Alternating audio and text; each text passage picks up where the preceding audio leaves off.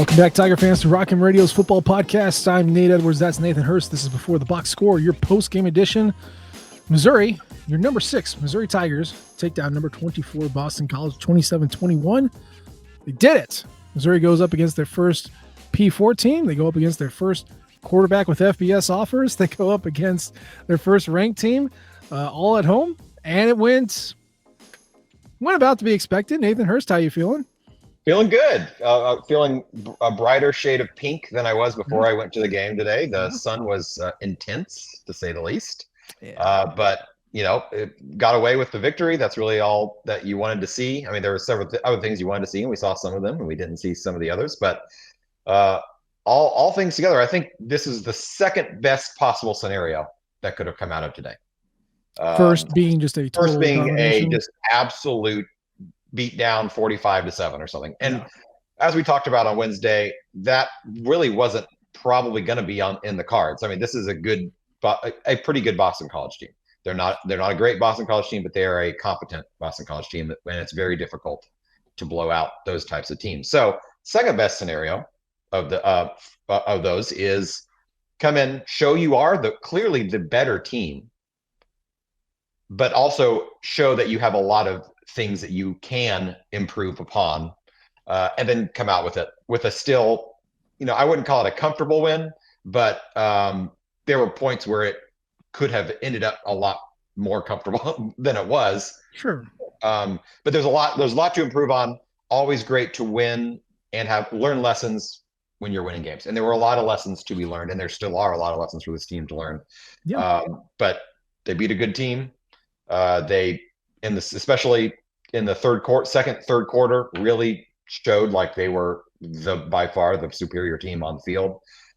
There's just a play here or there that if it turns out better for Mizzou, then it's a much different final score in the positive direction. There were a few instances that could have led to Mizzou losing that game, which is kind of what we talked about. Well, I mean, you could say that. You could also say, and this is what I would prescribe to, especially in the first quarter, a lot of Boston College's opportunities were extended by, mistakes made on Missouri's end, or kind of what we just comfortably call fluky bullshit. And exactly. To have a 11-point lead, with all of that, and then have it completely erased in the last 9 minutes of the half, kind of led me to believe I'm really not super concerned. And I know when it said 14-3 and the social media hags come out and start chirping and saying this is all falling apart, which I saw to Mizzou fans' credit, I saw less of this time, but you always have that come out anytime you go down for a loss. To be down 11 at home to Boston College, it started coming out. And I really was not concerned, even at 14-3. And I know this might sound revisionist, but I really wasn't. And it was because the way that Boston College got those points. It was the way that Mizzou was not scoring. One possession in the first quarter? Are you freaking kidding me? Like, we knew that Boston College wanted to slow this game down, shrink the game, and try to beat them with just a few possessions. And Eli Drinkwitz likes that type of game too.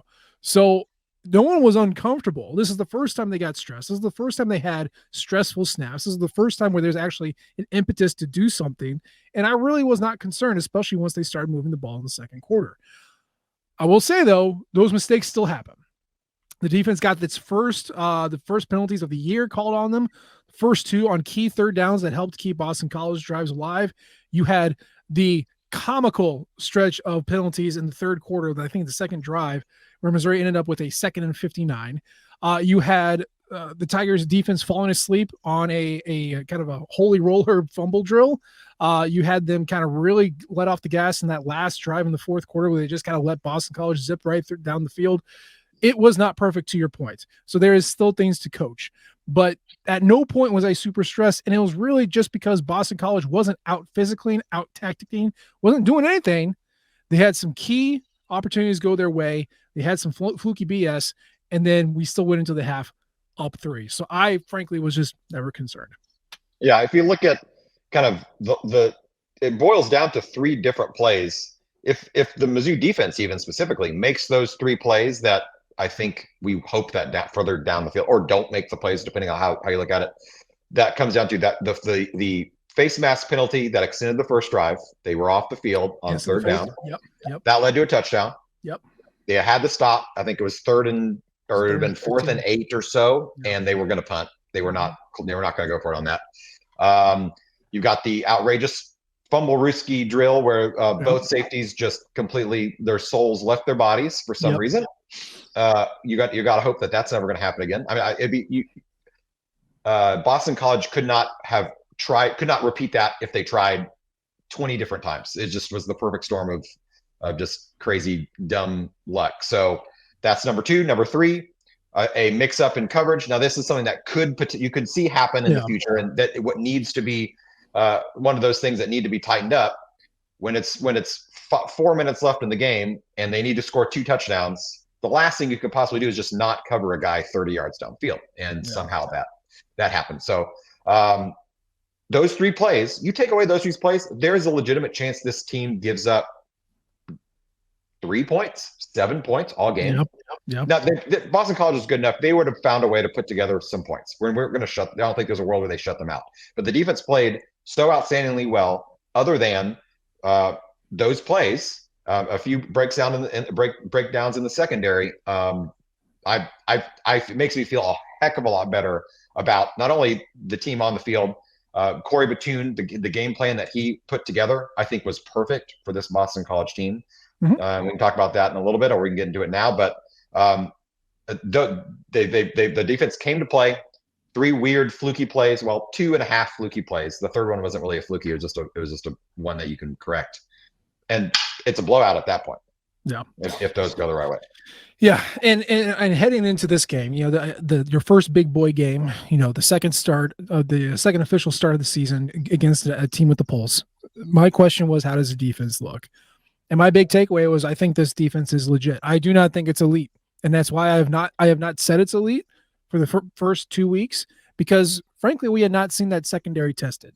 They had gone up against some dog meat quarterbacks for 2 straight weeks, and again, that's mean. I'm sorry. Jacob Johansson and CJ Ogbonna, you didn't have any Power 4 offers, right? Your FCS quarterbacks, both of them were. Doesn't mean you're not talented. It just doesn't mean you can't do what an FBS quarterback does. This is the first time you saw that. Thomas Castellanos was the highest rated 3-star quarterback in his class. He can move, he can throw, and you could see what happens. He ended up 16 of 28 for 249 yards, 3 touchdowns. Yeah, I wanted to see what the secondary can do, and I thought they were competent. They got tested a lot. I think Castellanos and Bill O'Brien, the head coach, came in going, all right, you know what? We want to see what's going to happen when we throw on these guys, because they had not been tested for 2 straight weeks. And for the most part, Mizzou did well, but there were some slip ups. There was some coverage screw ups, some bad angles, some penalties. So this is what I wanted to see. I wanted to see that secondary in action. So it wasn't perfect, but good. Now we know what that looks like. To your point, the defensive line, masterful. They threw everything at that offensive line. There'd be, one series where they would, I counted full on pass rush, followed up by just a contain, just like hang there and contain, followed up by a blitz. And it was never the same thing twice. From down to down, from possession to possession, it did not matter. Corey Batoon was going to give them many different things to test. And sometimes Tommy passed him, sometimes he didn't, but it was enough to throw everybody off and not keep him comfortable. And oh, by the way, 26 rushes, 49 yards. Like, defensive line was MVP for me on the defense. Linebackers weren't all that bad either. I thought Khalil Jacobs had a great game, but Corey Batoon's defense, we wanted to see what he can do when he's stressed too. And we know what Blake Baker did. When he saw a problem, he blitzed it. Corey Batoon, when he sees a problem, he got some variables. He wants to throw a couple things at it. And I think that makes a huge difference. Ask LSU today, or ask Missouri against LSU last year. You can't always just blitz. And I like the subtlety that Corey Batoon has, because at least for now, it seems to be working. And to be honest, to your point about blitzing, I counted 2 blitzes all day. They switched it up. Now, I was watching from three rows from the top deck, so I could have easily missed a few there. But the 2 that I really noticed, the rest were Khalil Jacobs coming out. One was a sack, and then the other one led to the second interception, the Drayden Norwood interception, where he was kind of rolled out and threw it up, and Norwood got it. So they were both very effective in that. what really stuck out to me was, and a lot of this probably can go beyond Batoon to the defensive line coaches as well. The technique that the defensive line used, it was clear that they were not going to put their nose down and rush as hard as upfield as they possibly could get all game long, because Castellanos is so dangerous. If you flush him out, he is going to beat your edge to the corner, and he's going to run for a lot of yards. So they kept him contained. They forced him to throw from the pocket, and that is not his game. And yes, he finished with 250 yards. 70 of those were on the last drive, and 130 of those were on the two busted plays that we talked about already. Yeah. So you take away those two, take away the weird fumble play and that last 40-yard pass, and you're looking at 150 yards. So that game plan worked to a T. They stayed at home. They did send him a pressure a couple different times from a couple different spots. I mean, the sack was Jacobs right up the middle, and I think he came from more of the outside the other time.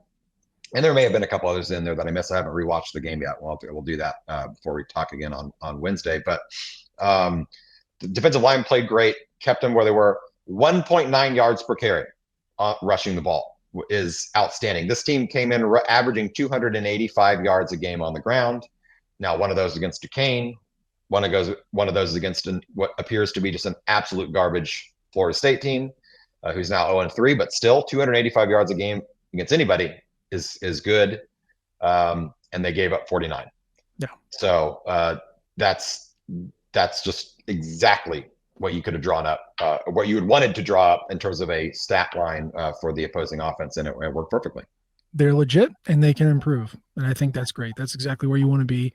3 games into the season, basically almost done with your non-con, and you're starting conference play next week. Now, the other thing for me, we've been talking about, we want to see the deep ball. We want to see the deep pass. You want to see Brady Cook connect with Speedy Johnson, Luther Burden, somebody deep. And once again, you did not see it. Did not happen. I think maybe you had one pass that went for around 20 yards in the air, but you just didn't see it happen. The other thing I learned was that you don't need it. You don't need those deep balls, because from 10 to 15, he's just as accurate as the short dump offs or the quick crossing routes. Now, I will point out that it seems like Brady Cook is allergic to throwing across the middle. It either seems to be his first read and he'll do it, or he won't do it at all. But for now, it's not needed. He can throw those little outs to Nate Noel. He can hit Mookie Cooper on those little box routes to the boundary. And of course, Theo Weiss is just, he's out there. He's tall. You can get it to him too. And the big thing for today was the yards after catch, the yak.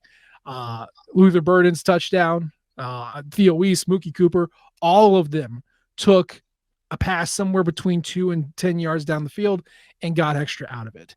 And that's how you can generate explosive plays too. So the deep ball is not there. They don't need it yet.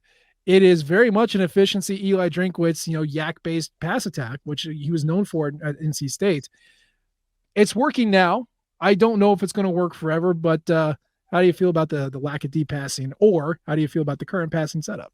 Yeah, I mean, there's really weren't a ton of opportunities, just like last week, maybe a couple more. He had one to Weiss that should have been called a pass interference, because Weiss had his arm pulled behind his back by the defender, and still he got his free arm on it. And if he had 2 full arms, I'm very confident he would have caught that. The other one, he did overthrow. So he had the first one was on the money. Second one was overthrow. That 1 for 2. That's fine. Didn't have a lot of other opportunities there. This was a game where the talent in the wide receiver room really shined, and they took advantage of it. And that doesn't. You could have a really good wide receiver room and not be throwing it deep over and over and over again. Instead, they took those 8-yard outs, and the ability of the receiver, the good route running ability of the receivers, the Kirby Moore ability, his ability to scheme them up. A lot of those third down conversions, especially late in the game, were some outstanding play calls where he was having guys cross in the formation and really getting Boston College not sure where the ball was going. Was it going to be a run? Was it going to be a pass? So I'm going to give him Kirby Moore a lot of credit on that. But when you've got guys like Burden, Weiss, and Mookie that are outstanding route runners, get to where they need to be 8 yards down the field, it's just money. And none of those conversions were really even close to being defended well.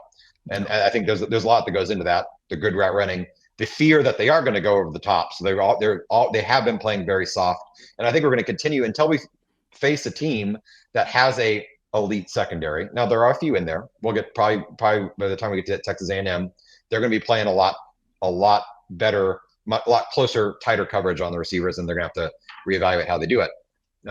But for these teams that don't have the matchups to match up, they're gonna take this all day long. I think Vanderbilt's gonna be the exact same way next week. Yeah. While we're talking about the receivers, Luther Burden, who to his credit came out, took questions, and owned his outbursts, but he did draw some killer penalties for stupid stuff. From the moment you start playing football and interacting with a referee, you're always taught it's the one who retaliates who gets caught. And Luther was the one who retaliated twice.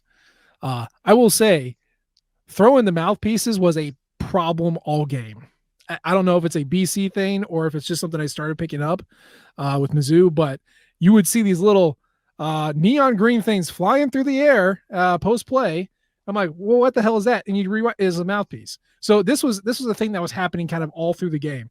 It just so happened that Luther had his yanked, which is bright yellow, and then he grabbed one and with some gusto threw it into the sideline. And of course the referee saw it, which, okay, don't do that. Even if it's been happening all game, don't do that. The one that really shocked me was he took a pass or handoff, something. He had the ball, ran through the sideline, pushed out of bounds, maybe said some words, maybe didn't, but he threw the ball into a player's head when the referee was standing right there asking for the ball. And again, to his credit, he came out and he said, I understand what I did wrong. I do not want to put my team in that position again. And Eli Drinkwitz chewed him out on camera and everything. So like everybody said what they needed to say. Everybody did what they were supposed to do, except for Luther Burden, who drew the fouls in the first place. He is known to get pissy when games are tough. Go back to Wake Forest in 21. It's a competitor thing. I understand it, but Luther, from us to you, just keep it cool, man. Keep it cool. Right. Yeah. I don't have much else to say about it. He can't be done. That's the first time that I can remember that he's actually gotten penalties drawn for him. Now he's had some stuff on the sidelines, after games, or at least earlier in his career when he was younger. Maybe delete social media for a week, or tweet something out or whatever. Yeah. That's what any 18-year-old is going to do. So it's an emotional game, and he's clearly an emotional player. But if this is the last time that it happens, I think I expect it to be the last time we'll see something on the field. I don't think we'll get anything like that. Also, six catches, 117 yards. Yeah, he did plenty on the field to make up for it. Both before and after. He got really lucky though, because they really should have been ejected from that game. Yeah. That second penalty where he threw the ball should have been his second unsportsmanlike, and which would have got him tossed for whatever reason. I guess the refs really didn't want to riot on their hands, because the fans were getting a little angry after about 6 straight penalties being called. Yeah. So they decided to give him a roughing, or what's the other 15-yard penalty? Unnecessary roughness, which is it's a way to do it. I've never seen that play called that way, but it turned out well, because Luther got a big 3rd down conversion later in the game, and he would not have been on the field to do that if they had called it the way they probably should have. Mm-hmm. No, I don't know. Celebrity's got its benefits sometimes. So the receivers were good. Deep passing isn't there yet. I'm not super concerned. At this point, I mean, we are a quarter of the way through the year. I want to go ahead and say, even through these 3 games, Nate Noel, Marcus Carroll, MVPs. If not MVPs, the most important additions to this team. Because even when things are, rough, which as rough as you can get against Buffalo and Murray State, they can just turn to them and they will get yards. Nate Noel's, 8 yards a carry at this point. He can contribute in the passing game. Marcus Carroll is a living, breathing, walking first down conversion. The whole point of bringing them in was to replace Cody Schrader, to make sure that the running game did not fall off. Because when things get tough, Eli Drinkwitz and Kirby Moore need the running game to go. And there were stretches where the passing game was just not doing enough. a little bit against Buffalo, definitely against Boston College. And they turned to Noel and Carroll and they got it done. Now, wide zone, the outside zone was taken completely away in the second half. I don't know what Boston College was doing, but they stopped that. But they were still giving it to Noel and Carroll to at least get 3 yards, 2-3 yards, and shut the game out. So they are great. I can't wait to see what they do against the SEC. But at least 3 games in, like there doesn't seem to be a drop off in running production. What do you think? No, definitely not. And Noel's been great even between the tackles. He had late in the game after, as you mentioned, they had completely shut down the outside stretch play, which is Eli Drinkwitz is if he could only run one play in his whole life over and over again, it would be that play. It worked great in the first half. They figured something out. Don't know what they figured out, but I think a lot of SEC teams are going to be watching that film to see what they were doing to stop it. I was a little frustrated because they kept calling it despite it not working about 5 times in a row. But they on that last first down conversion, first and 10, Noel right up the middle, 5 yards, 6 yards, which really set him up to convert it down the road. And he had several of those right up the middle. I'm going to give the offensive line a lot of credit too. The holes weren't huge, but they were there. And Noel and Carroll both were able to find them really well. So they've kind of been the perfect replacement. It took 2 guys to replace one, but together I think it's going to work out great. Yeah, and this is the first time I saw our offensive line really struggle. Blitz pickup was rough in the first quarter. The pass protection was not great. Now Boston College does, and that's something we didn't really talk about, but I think they do have a pretty decent pass rush. Absolutely. They only got home once. They got 1 sack, but there were several plays where Cook had to rush. He's not great. His accuracy is actually pretty poor when he is under pressure. And we saw that a few different times. There's a couple different third downs that we did not convert where there was an open receiver, but he was pressured, had to get the ball out, wasn't really where we wanted it to be. Yeah. And it was everybody. Marcus Bryant had it happen to him. He read the wrong guy. Cameron Johnson let a guy completely through. Caden Green knocked down Brady Cook that final drive. Yeah, the biggest loss, the best tackle of anyone on Boston College. I mean, they were out of sorts for a good chunk of the game, which again you want to see and figure this stuff out now, especially in a win. So you don't like to see it, but if you have to see it, you want to see it now. You want to see it early in the season, especially in your non-con. Things to work on. It's still the same offensive line that we've seen the first 2 games. We know what they can be. We've also seen kind of the bottom of what they can be, and hopefully it doesn't go below that. So things to work on, things to improve. Outside of that, I would say, when you're going through your questions on like, what is this team going to be? The last thing on my list was always kicker. Eli Drinkwitz, just by design, he runs these games where they're low possession. Not a lot of plays get run.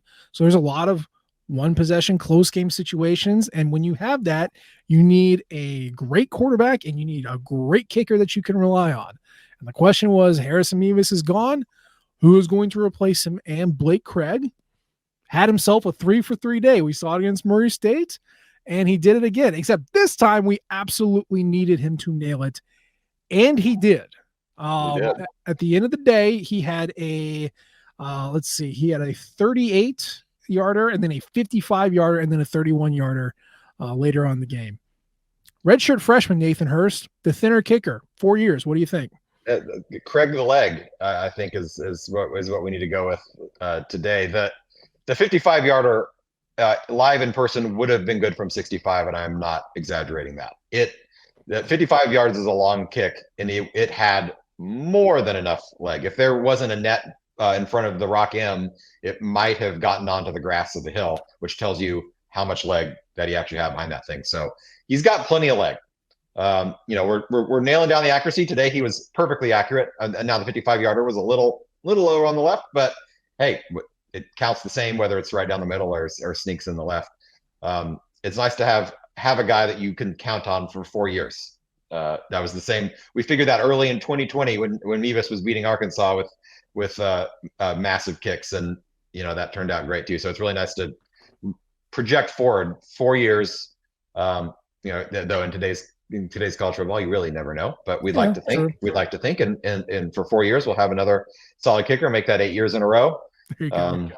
And he kicked every kickoff out the back of the end zone. That's the one thing that Mevis did not do last year. And the previous years, we had our own kickoff specialists before that. But that's the one thing I would give Craig even more of a plus over Mevis than that is I think he's had one kickoff returned all year.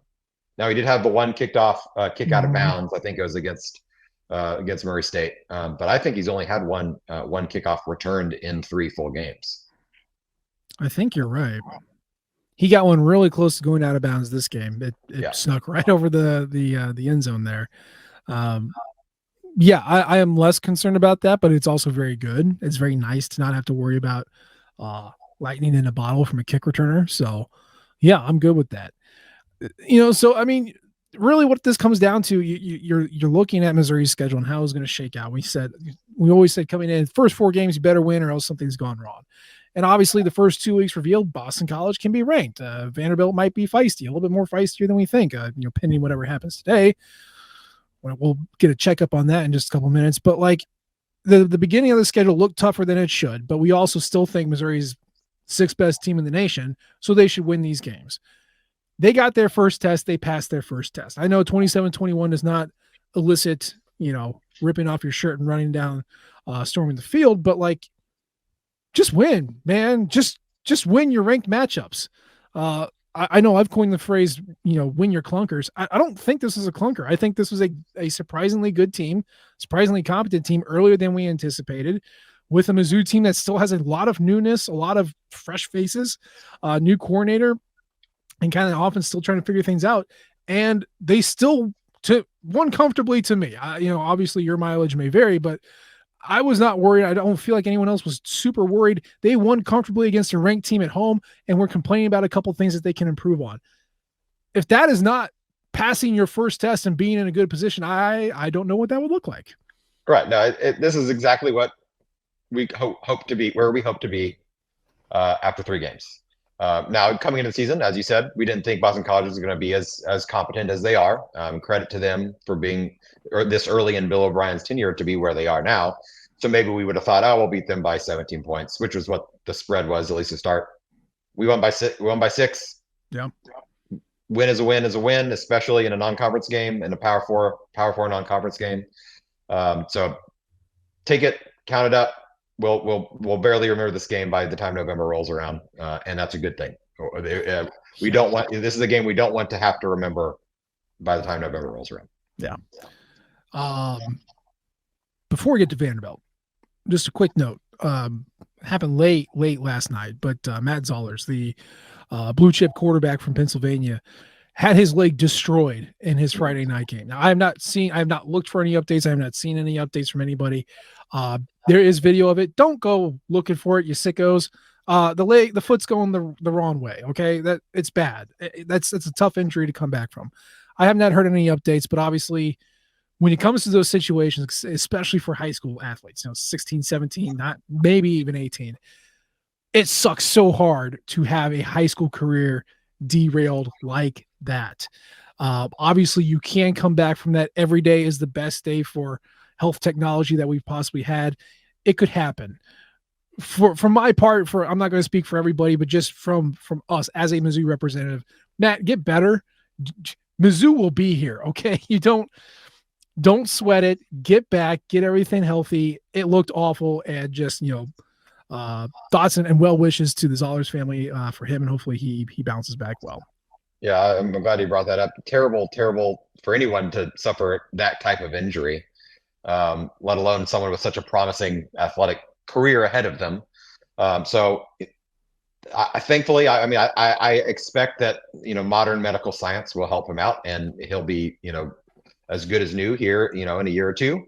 But best wishes to him and to get better soon.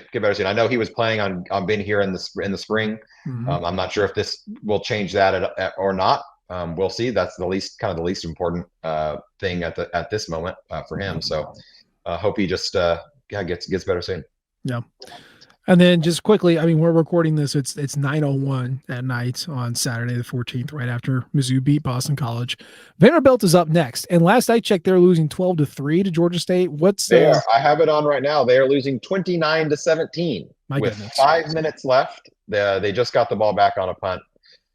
So they're down 2 scores with 5 minutes left. They also were down about in the red zone and turned it over on down. So their offense is not lighting it up today. And their defense for that matter, because Georgia State's offense is not great. So maybe this is what they were having to look ahead. There was a look ahead game. They got the big game against number 6 Mizzou next week. Yeah. But they haven't been careful, and Georgia State is about to knock them off. Whoops. Well, I don't want to play against a pissed off Diego Pavia. I'd really like for him to win, or at least come in comfortable. I don't want him to pee on our 50-yard line, but we will see. We'll see what happens. But at least for the Mizzou sphere, we will cross that bridge when we get there. Again, Missouri beats Boston College. Number 24 Boston College, 27-21. Late score made it closer than it should. The big plays obviously make it closer than it should. They still count. But there are ways that you can look at this. Obviously, if this was a loss, there's a lot of different ways you would talk about the things we talked about today. But you won, and the best lessons to learn are those that you learned in a win. Nathan Hurst, parting shots before we get out of here. Just glad to get this one behind us. We knew coming into it, it was gonna be tough. It could have been easier, but Mizzou and Eli Drinkwitz don't necessarily like to make things as easy as they can be. But that's okay. Well, maybe get better next week. I think there's a lot they could take from this game to be better next week. Absolutely. And that's the show for today. As always, we appreciate the downloads and the subscriptions. You can leave a comment or rate us. We love all types of feedback from you all. You can follow us on Twitter at Matt and A.G. Edwards. He's at Burst to Hurst. And of course, you can follow the Rock Him flagship at Rock Him Nation and our podcasting outlet at Rock Him Radio. We appreciate you tuning in this time. We'll try to do better next time. And until then, MIZ. ZOU. Thank you, everyone, for tuning in to Rock M Radio, a proud partner of Fans First Sports Network. Rock M Radio is the official podcast network of Rock M Plus, a new and exciting subscription service provided by me and the other voices of Rock M Radio. Please take a few moments to head over to rockm.plus and sign up for an account today. The cost is only $5 a month, and the benefits include access to our live podcast, a subscriber-only message board, weekly newsletters, and more. If you enjoyed this episode of Rock M Radio and would like to see more just like it beamed directly into your personal device, make sure to click the subscribe button below and tell your friends. Our podcast feed is available through the Apple Podcast app for iPhone, Google Podcast app for Android, whatever app you listen to your podcast. You can also find Rock M Radio on Spotify. If you're looking for a podcast about your favorite team that is not the Missouri Tigers, Fan First Sports Network is your answer. A full podcast network loaded with the team-specific podcasts covering Major League Baseball, the NFL, NHL, NBA, MLS, and more. And we'll be back with more episodes of Rock M Radio coming to you soon.